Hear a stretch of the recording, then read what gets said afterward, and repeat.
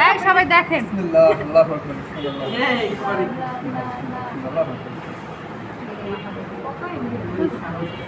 Angle mangle না।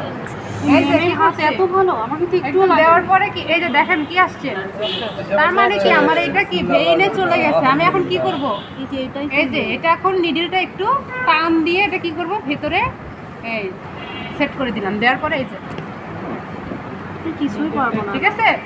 এখন আমি কি বলবো যে তার মুঠিটা আস্তে করে ছেড়ে দেন।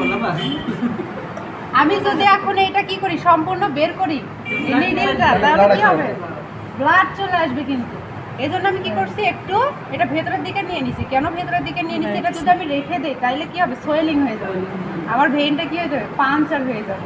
এই জন্য আমি কি করে নিছি এটা একটু ভেতরের দিকে নিছি। এখন কি আছে আমার প্লাস্টিক আছে, প্লাস্টিক তো আর কি করতে পারবে না, মানে ভিতরে সোয়েলিং করতে পারবে। বের করে দিই। হ্যাঁ হ্যাঁ হ্যাঁ। এখন আমি কি করব, এই যে এটা কি করব